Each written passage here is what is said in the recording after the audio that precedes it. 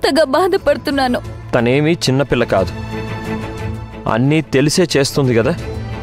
నా మీద కోపానికి అందర్నీ మంచి వాళ్ళనుకుని ఇదంతా చేస్తుంది అర్జున్. నీకు మీ బాబాయ్ గురించి తెలుసు కదా భవానీ, ఎలాంటివాడో. అలాంటి వాడిని నమ్మి పెళ్లి చేసుకుంది. అందుకే నాకు చాలా భయంగా ఉంది. తను బాధపడితే నేను బాధపడతాను. నువ్వు నా మాట వినలేదు కదా, నీ చావు నువ్వు చావని నేను వదిలిపెట్టలేను కదా. శివగామి, మరీ నువ్వు చాలా దూరం ఆలోచిస్తున్నావు. ఆది డబ్బు కోసం ఇదంతా చేశాడని తనకి త్వరలోనే తెలుస్తుంది. తను ఫేస్ చేయగలదులే, వరి అవ్వకు. ఎలా ఎలా వరి అవ్వకుండా ఉంటాను? నాకు భవానీ ఎంతో, శిశిర కూడా అంతే. ఇద్దరు ఒక్కటే. అమ్మా, ఆ భైరవీదేవి మనకంతా మంచి చేస్తుంది. నువ్వేం బాధపడకమ్మా, సరేనా? భవానీ, నువ్వేమైనా తప్పు చేస్తే ఇలా చేయకూడదు, ఇది తప్పు అని చెప్పడం నా కర్తవ్యం కదా. చూస్తూ ఊరుకోగలనా? అమ్మగా నిన్ను ఎలాగైనా సరైన దారిలో పెట్టడానికి ప్రయత్నిస్తాను. అలాగే అక్కగా శిశిరని కూడా సరైన దారిలో పెట్టడం నా బాధ్యత. నాకు నీ మంచి మనసు అర్థమవుతుంది, కానీ ఎందుకు పిన్ని నీ మనసు అర్థం చేసుకోలేకపోతుంది? దానికి చాలా కారణాలున్నాయి భవానీ. మీ అమ్మ మీద కోపం, నాకు అన్నీ తెలుసు అనే అహంకారం, నాకెవరూ ఎదురు చెప్పరు అనే పొగరు, నా లైఫ్ నా ఇష్టం అనే నిర్లక్ష్యం, నా స్వేచ్ఛ నాది అని తప్పులో కాలేసే మనస్తత్వం. ఏదైనా మనిషి వ్యక్తిత్వం నుంచే వస్తుంది.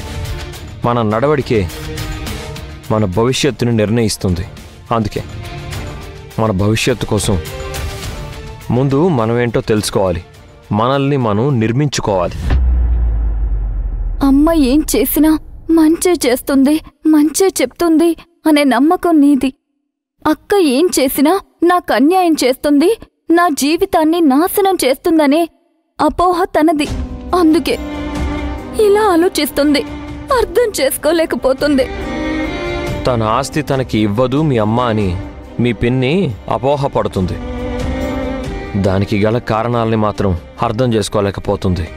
దానికి తోడు ఆమె ఆలోచనలకి ఆమె పక్కన చేరిన వాళ్ళందరూ ఆజ్యం పోస్తున్నారు.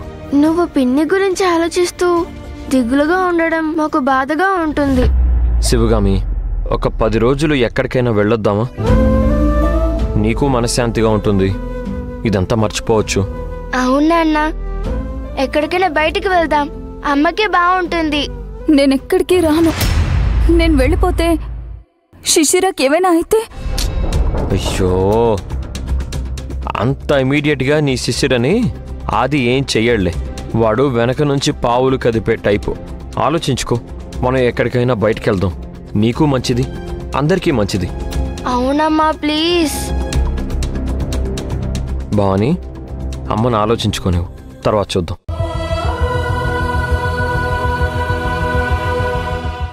రా.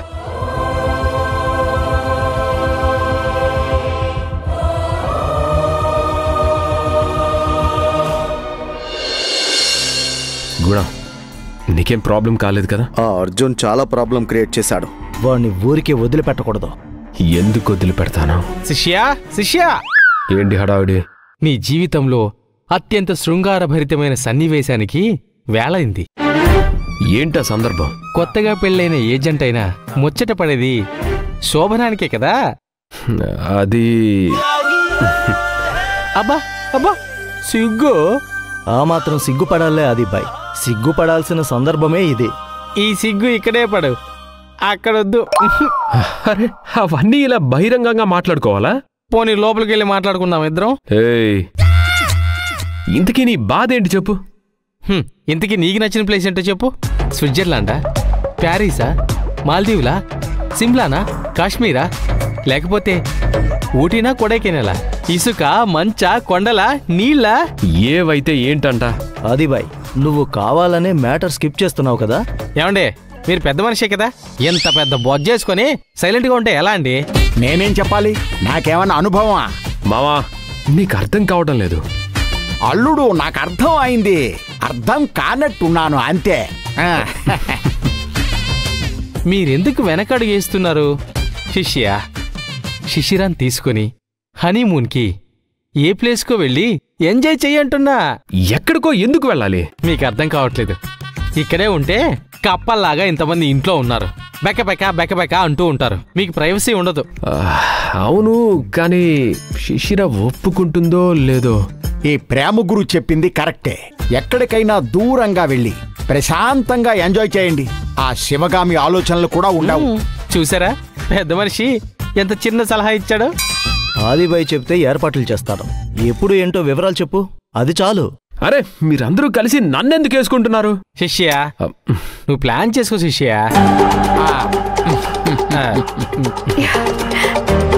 అందరూ కలిసి ఆదినేదో ఇబ్బంది పెడుతున్నారు. అదేం లేదు, ఏదో సరదాగా అంతే. సరదా ఏముంది, ఏదో సీరియస్ మ్యాటరే ఉంది. అదేంటో నాకు చెప్పండి. నీకు చెప్పాల్సిందేమీ లేదు. చెప్పాల్సిందేదో ఆదికి చెప్పేశావు. నాతో షేర్ చేసుకోకూడని విషయమా? అంటే వీళ్ళంతా కలిసి పార్టీ అడుగుతున్నారా? అంతే. పార్టీనా? ఇస్తే పోలా? అసలు నేను చెప్పిందేంటి, నువ్వు చెప్పేదేంటి? అయినా కళ్ళుకొచ్చి ముద్ద రాయడం ఏంటి? ఏంటి రాజ్, ఏదో ముఖ్యమైన విషయమే ఉన్నట్టుంది. చెప్పు శిష్య. అయినా నువ్వింత పిరిగివాడు అనుకోలేదు. నువ్వింత భయస్తుడు అని అసలే అనుకోలేదు. ఊరుకోండి. నువ్వు నాతో చెప్పడానికి కూడా ఇష్టపడడం లేదు అంటే అర్థమైంది, నువ్వేదో దాస్తున్నావని. అంతేలే. శిశిర, ఆగాగాగు. పెళ్ళైన 2 రోజుగా గొడవలు పెట్టేలా ఉన్నారు కదా. శిశిర, చెప్తాను, ఆగు. ఎందుకు ఆగాలి? నాకు నిజం చెప్తేనే ఆగుతాను. అది అది అది సరే అయితే బాయ్. చెప్తాను. అమ్మాయి, ఏం లేదు, నేను చెప్తాను. వద్దు మావా, ఆగు. సర్లే అయితే. శిష్య, చెప్పకపోతే అలుగుతుంది. సైలెంట్ గా ఉంటే ఇంకా కష్టం. ఇదే సమయం, అడుగు. లవ్లీ, నువ్వు అడుగు. ఏం లే శిశిర, ఆగు. ఇప్పుడు మీ కళ్ళు చల్లగా ఉన్నాయా? మిమ్మల్ని. శిశిర, ఆగు. ఇది కదా అసలు మజా. భార్యాభర్తల మధ్య ఇలాంటి చిన్న చిన్న గొడవలు ఉండాలి.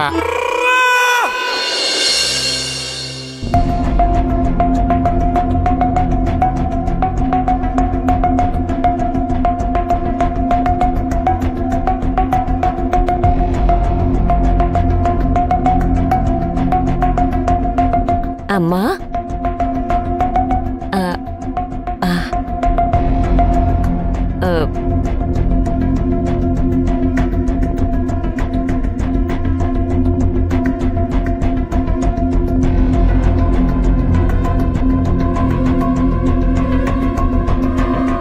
శివగామి, ఎందుకు ఇంకా అలాగే కూర్చున్నావు? శివగామి, వెళ్ళి ఫ్రెష్ అన్న అవ్వు. ఎవరో చేసిన తప్పుకి మాకెందుకీ శిక్ష? మేమేం పాపం చేసుకున్నాం? నువ్వు నీ చెల్లెలు తప్ప ఇంట్లో వాళ్ళు, మనుషులు